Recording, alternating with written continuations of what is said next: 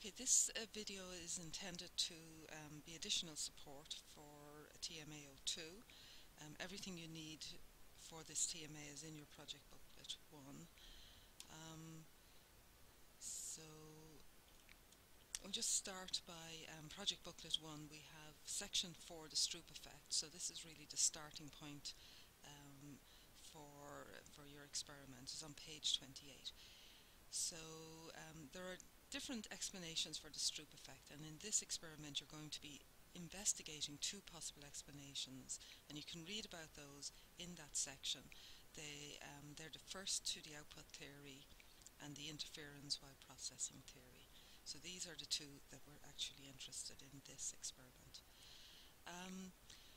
First of all, you really need to understand the Stroop effect in order to do this experiment and to write up your report.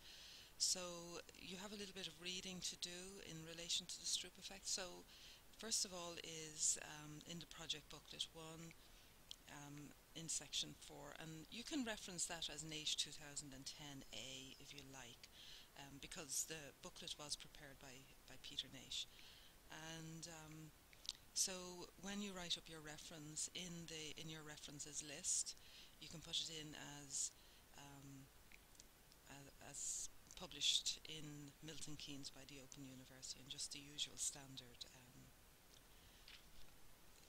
reference. The title of the name of the booklet is DD303 Cognitive Psychology Project Booklet 1, so that should suffice. The second thing to read is NAICH 1985, which is a whole research article which is reproduced in the back of your booklet, so you can refer to that as NAICH 1985, and the original page numbers are there. So if you want to make an exact quote from that at any point, use the page numbers from, say, 303. You can see there at the top of page 53 of the booklet is the page number for that article. Otherwise, if you use the other numbers, then you will have to reference it differently. So I'll accept that reference as 1985. If you're talking about something from your project booklet and you want to refer to that article as cited in the project booklet, then you will have to say NAICH 2010A as cited in NAICH 1985. So it's up to yourself how you organise that. Then the chapter on attention, of course, is very important for this experiment. So because we have NAICH 2010 twice, we'll have the project booklet can be A and the main text can be B, and then just the normal way of referencing that.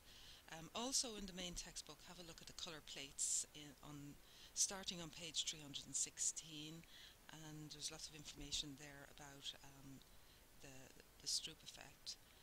But also, I think there might be something there about priming, and as priming is very important in this experiment, so you can read up a little bit more about that. If there's something you don't understand, or you have some query, or you want to make a comment, just post a message on the tutor group forum. I think that's the best place where we can share information and maybe answer questions and keep that organised. So then, predicting the results, I just want to note that on page 32 of your project booklet, figure 26, this shows how the line plot will appear if your results support the first two output theory. And on page 34 you have figure 27, which shows how the line plot will appear if your results support the interference while processing theory. So when you eventually run your numbers, your data, analyze it, you'll come up with your own line plot, and then you want to look at that and compare it to those two line plots in the project booklet and see which one yours most resembles, and that'll give you some idea as to which theory your data is actually supporting, and that'll help you a lot with writing up the report.